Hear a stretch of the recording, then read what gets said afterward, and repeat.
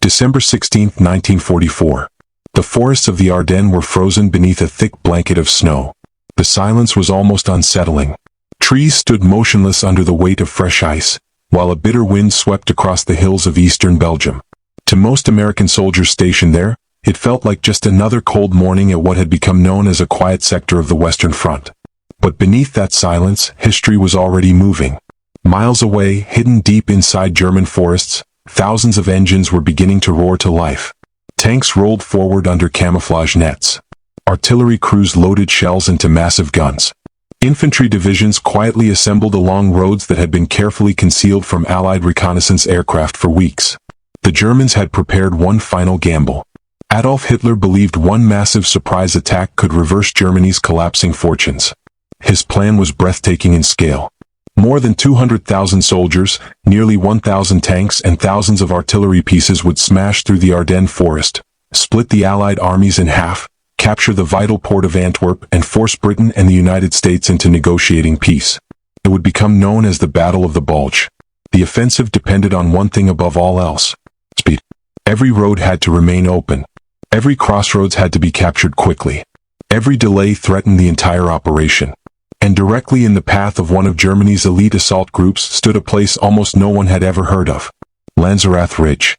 To German commanders it looked insignificant. A narrow stretch of high ground overlooking a single road. Hardly worth mentioning on operational maps. But they were wrong. Waiting there were only 18 American soldiers. Not 1,800. Not one company. Just 18 men. They belonged to the Intelligence and Reconnaissance Platoon of the 394th Infantry Regiment, 99th Infantry Division. Their mission wasn't to launch attacks or defend major cities. Their job was simply to observe enemy movement and report anything unusual. Most of them were barely out of their teens. Many had never experienced a major battle. Some had arrived in Europe only weeks earlier. If anyone had told German planners that these 18 Americans would derail the timetable of an entire offensive, they would have laughed. Yet within the next 24 hours, those 18 men would face wave after wave of experienced German infantry. They would refuse every opportunity to retreat. They would hold their ground long after logic suggested they should surrender. And by doing so, they would delay one of Hitler's most important armored spearheads during the opening hours of the largest battle ever fought by the United States Army. Sometimes history isn't changed by massive armies. Sometimes it is changed by a handful of determined soldiers who simply refuse to move. This is the story of how 18 Americans stood against nearly 500 German soldiers and changed the opening hours of the Battle of the Bulge forever. The American soldiers defending Lanzerath Ridge had no idea they were standing in front of one of the largest surprise attacks of World War II. During the fall of 1944, Allied commanders believed Germany was exhausted. France had been liberated. Paris was free. American armies had crossed into Belgium and were pushing steadily toward Germany's western border. To many officers, the war seemed almost won. The Ardennes sector reflected that confidence. Unlike heavily contested fronts farther north and south, this region was considered relatively quiet. Dense forests, steep hills, and narrow roads made it difficult for large armies to maneuver. Because of that, the area became a place where inexperienced American divisions gained combat experience before being transferred elsewhere. The 99th Infantry Division was one of those units. Nicknamed the Checkerboard Division, many of its soldiers had spent months training in the United States before arriving in Europe only weeks before the German offensive. Their commanders expected occasional patrols. Perhaps some artillery fire. Maybe small raids. Nobody expected an entire German army. On Lanzerath Ridge, the Intelligence and Reconnaissance Platoon occupied shallow foxholes overlooking open fields leading toward a small Belgian village. Their platoon leader was First Lieutenant Lyle Bouck Jr., only 20 years old. Young enough that many people back home would still have considered him little more than a college student. But Bouck possessed remarkable confidence. Unlike many officers who relied solely on orders from higher headquarters, he believed preparation could compensate for limited numbers. He carefully selected defensive positions. His men dug deep fighting holes. Machine guns were placed to create overlapping fields of fire. Every rifleman knew exactly where enemy soldiers would likely appear. The platoon also benefited from one enormous advantage: elevation. From the ridge, they could observe almost every movement across the snowy fields below. Anyone attempting to attack would have to expose themselves long before reaching American positions. Still, no one imagined facing hundreds of German soldiers. Then came the early hours of December 16th. At approximately 5:30 in the morning, the ground exploded. Thousands of German artillery pieces opened fire simultaneously across nearly 80 miles of front.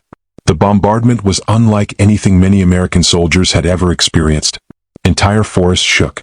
Telephone lines snapped instantly. Headquarters lost communication with frontline units. Roads became blocked by fallen trees and craters. German searchlights reflected off low clouds, creating artificial moonlight that allowed attacking infantry to advance through darkness. Within minutes, the quiet sector had transformed into a battlefield. Across the front, stunned American units struggled to understand what was happening. Many believed they were facing only localized attacks. Few realized the Germans had launched their largest offensive in the west since Normandy. But on Lanzerath Ridge, the shelling was surprisingly light.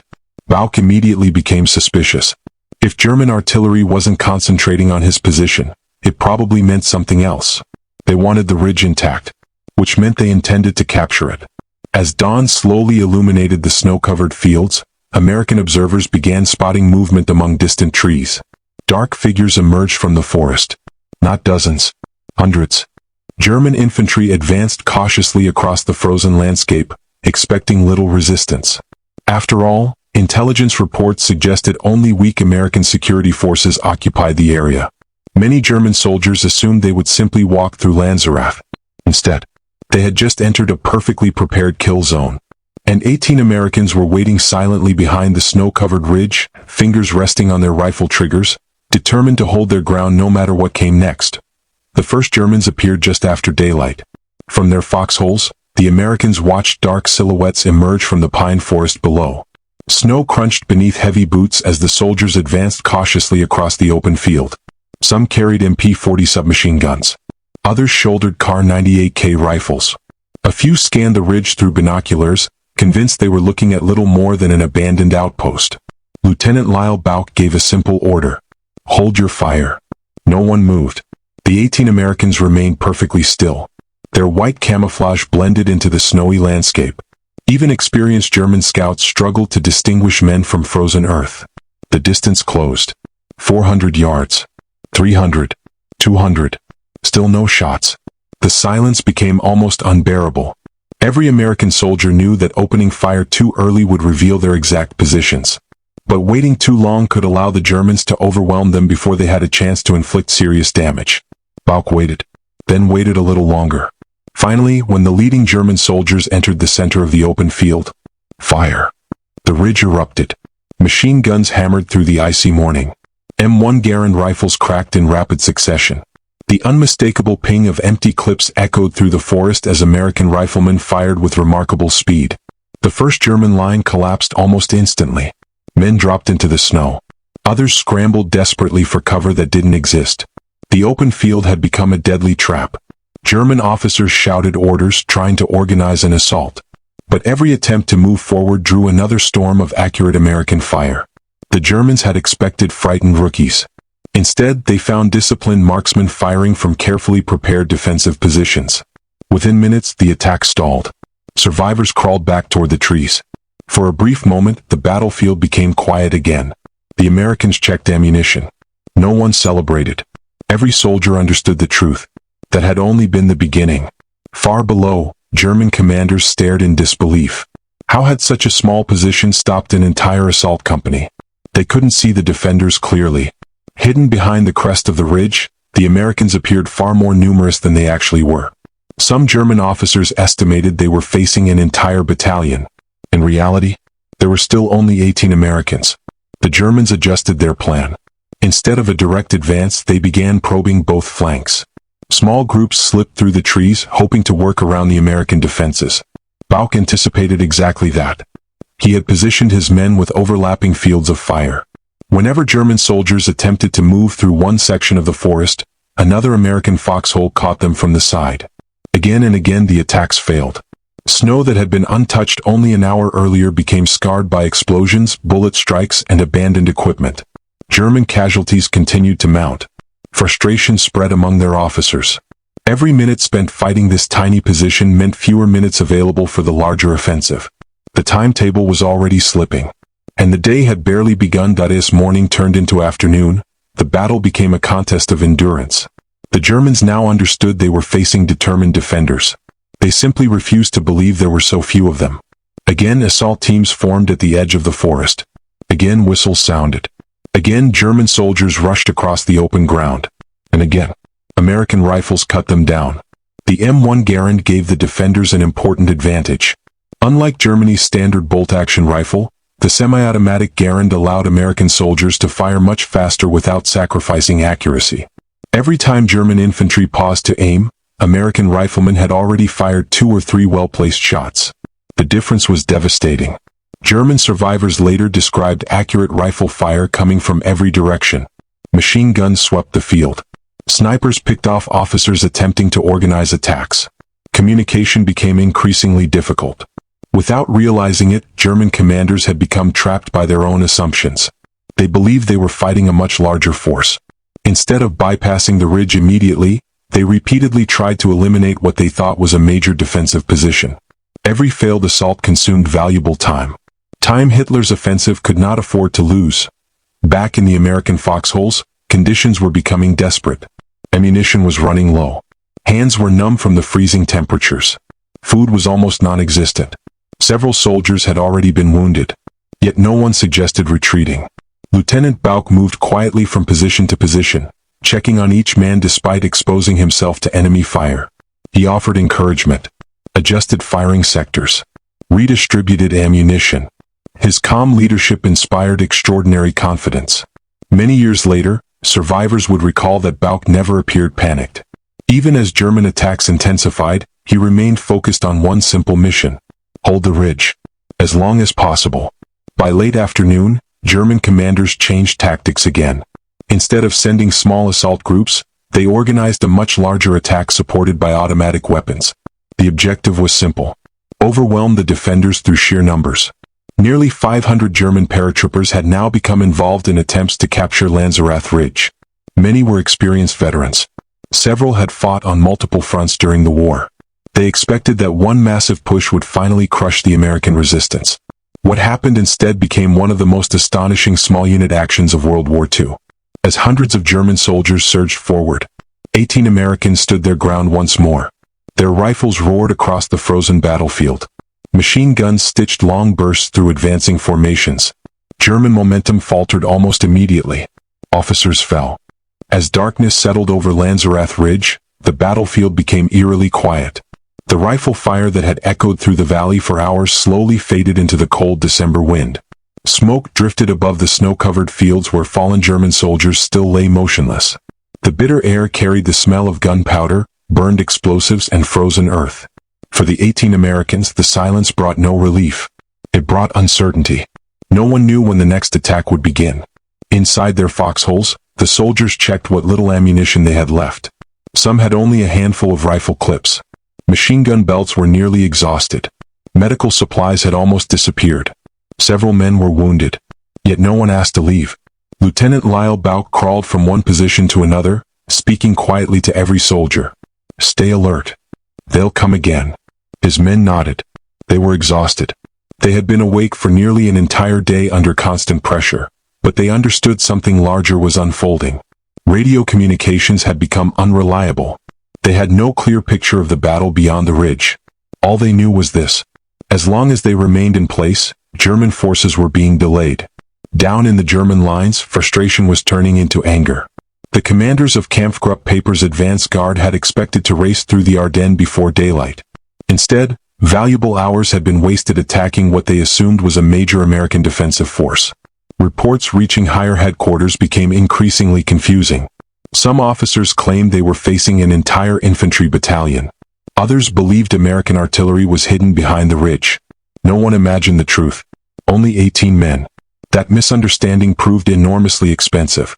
Every hour lost at Lanzerath Ridge forced German armored columns farther behind schedule.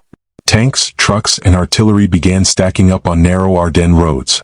The carefully coordinated offensive started losing the momentum that Hitler believed was essential for victory. History often turns on unexpected moments. This was one of them. As night deepened, the Germans made another decision. Rather than launch a costly frontal assault in darkness, they began infiltrating through the woods surrounding the American position. Unlike the open fields they had crossed earlier, the dense forest offered cover. Small German patrols slowly worked their way around the ridge. The Americans heard movement. Branches snapped. Snow crunched beneath unseen boots. But in the darkness, it became almost impossible to determine exactly where the enemy was. Every shadow looked suspicious. Every sound seemed closer than before. The defenders remained at their posts, knowing dawn would likely bring another major attack. The morning of December 17th arrived under thick clouds. Visibility remained poor. The Americans were cold, hungry, and dangerously low on ammunition. Then movement. Not from the front. From behind. German soldiers had successfully maneuvered around the ridge during the night. Suddenly, American foxholes that had faced east now found enemy troops appearing from multiple directions. Bulge immediately realized the situation had changed completely. The ridge was no longer merely under attack. It was surrounded. The Germans called out for the Americans to surrender. No response. Instead, another burst of American rifle fire answered them. Even after nearly 24 hours of fighting, the defenders refused to give up. But this time the odds had become impossible. German soldiers closed in from the rear while others maintained pressure from the front. One by one, American positions became isolated. Some defenders continued firing until every round was gone. Others fought hand-to-hand as German troops reached their foxholes. Lieutenant Bulge himself was wounded during the final moments of the battle. Realizing that further resistance would only lead to the needless deaths of his remaining men, he made the hardest decision any commander can face. He ordered them to cease fire. The surviving Americans were captured. The battle for Lanzerath Ridge was over. Yet its true impact was only beginning to be understood. When German officers finally walked through the captured American positions, they expected to discover a large defensive force. Instead, they stopped in disbelief. The ridge contained only a handful of foxholes. Only 18 defenders. The officers looked at one another, struggling to comprehend what they were seeing. For nearly an entire day, hundreds of experienced German soldiers had been held back by fewer than 20 Americans. One German commander reportedly remarked that he had expected to capture an entire battalion. Instead, he had captured a platoon. The cost of that mistake reached far beyond Lanzerath Ridge. Every hour spent attacking those 18 Americans delayed the advance of Kampfgruppe Paper, the spearhead of Hitler's offensive. Those lost hours allowed American commanders farther west to react. Roadblocks were established. Reinforcements began moving toward critical intersections. Engineers prepared bridges for demolition if necessary. Artillery units repositioned to cover likely German routes. Most importantly, American forces gained something they desperately needed. Time. Time to understand that the Battle of the Bulge had begun. Time to organize a defense. Time to prevent complete surprise. Military historians continue to debate exactly how many hours were lost because of the fight at Lanzerath Ridge. What they generally agree upon is this.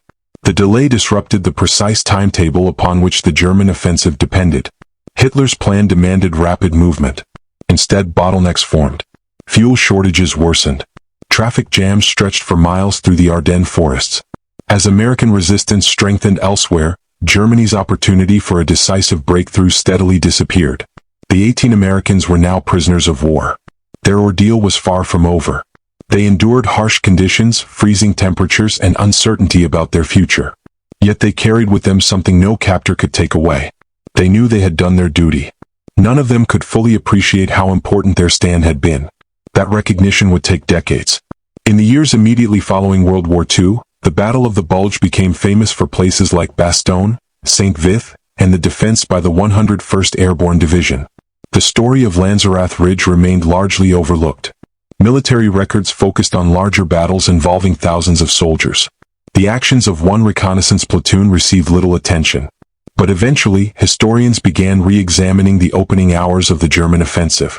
What they discovered changed everything. The tiny stand at Lanzerath Ridge wasn't just an act of extraordinary courage. It was one of the most remarkable delaying actions in American military history. For decades after World War II, the men of the intelligence and reconnaissance platoon returned to ordinary lives. Some became businessmen. Some worked regular jobs. Some rarely spoke about what had happened on that frozen Belgian ridge. Like countless veterans of the Second World War, they carried their memories quietly. Friends and family often knew they had served. Few understood what they had actually endured. The Battle of Lanzerath Ridge had become little more than a footnote in military history. Larger battles dominated books and documentaries. The defense of Bastogne, the advance of Patton's Third Army, the destruction of German armored divisions. The story of 18 Americans holding off nearly 500 German soldiers was almost forgotten. But history has a way of uncovering remarkable stories. Military historians began comparing after-action reports from both sides of the battlefield. American reports, German reports, eyewitness testimony, operational diaries. When those records were placed side by side, an extraordinary picture emerged. The German advance had indeed been delayed far longer than planned. Repeated assaults had failed. Commanders had dramatically overestimated the size of the American force. And those 18 soldiers had inflicted casualties completely out of proportion to their numbers. The evidence was impossible to ignore. The defenders of Lanzerath Ridge had accomplished something extraordinary. Recognition finally arrived, but it came far too late. In 1981, nearly 37 years after the battle, members of Bulge's platoon received long overdue awards for their actions. It became one of the most decorated platoons for a single action in the history of the United States Army. Lieutenant Lyle Bulge Jr. received the Distinguished Service Cross, America's second highest award for valor at the time. Other members of the platoon received Silver Stars, Bronze Stars, and Purple Hearts. The awards recognized more than individual bravery. They honored discipline, leadership, teamwork, and an unwavering refusal to abandon their mission despite impossible odds. Military academies still study Lanzerath Ridge today as an example of how a small, well-led unit can influence a battle far beyond its size. The lesson isn't simply about courage. It's about preparation. Bulge understood terrain. He positioned his men carefully. He controlled their fire. He resisted the temptation to shoot too early. Every decision multiplied the effectiveness of his tiny force. Against a larger enemy, tactics mattered just as much as bravery. Perhaps even more. The Germans eventually captured the ridge. That fact has never changed. But tactical victory and strategic victory are not always the same thing. The Germans won the ground. The Americans won something far more valuable: time. And in military history, time is often the most valuable resource of all. When people think about World War II, they often picture massive invasions. Thousands of aircraft. Columns of tanks stretching to the horizon. Entire armies colliding across continents. Those moments deserve their place in history. But wars are not decided only by grand offensives. Sometimes they are shaped by a handful of ordinary people making extraordinary decisions. On December 16, 1944, 18 young Americans stood on a frozen ridge in Belgium. Most were barely old enough to vote by today's standards. They weren't famous generals. They weren't elite commandos. They weren't promised reinforcements. They simply had a mission: hold the line. And they did. Again and again they watched hundreds of German soldiers emerge from the trees. Again and again they opened fire with discipline rather than panic. Again and again they forced experienced attackers to retreat. Every minute they held their ground pushed Hitler's carefully planned offensive further off schedule. Every hour they delayed the advance gave other American units precious time to organize, reinforce roadblocks, move artillery, and prepare defenses that would eventually stop the Battle of the Bulge. Their stand reminds us that numbers alone do not determine the outcome of a battle. Leadership matters. Preparation matters. Training matters. Determination matters. History is filled with moments when the actions of a few change the fate of many. Lanzerath Ridge stands among the greatest of those moments. The 18 Americans were eventually captured. But they were never defeated in spirit. Their courage echoed far beyond that frozen hillside. Today, visitors can walk the quiet fields of Lanzerath and see a peaceful countryside where the sounds of war have long since faded. The foxholes are gone. The gunfire is silent. The snow has melted countless times. Yet the legacy remains. It's a reminder that courage is not measured by the size of an army. It is measured by the willingness to stand firm when every instinct tells you to run. So the next time someone asks how 500 German soldiers couldn't break 18 Americans, the answer isn't found in numbers. It's found in leadership, preparation, discipline, and the unshakable resolve of 18 ordinary soldiers who refused to give up. Their stand lasted only a single day. Their legacy has lasted more than 80 years. And that is why the story of Lanzerath Ridge remains one of the most incredible and inspiring small unit actions in American military history. Thank you for watching. If you enjoyed this documentary and want more true stories of courage, strategy, and forgotten battles from World War II, be sure to subscribe and join us for our next journey into history.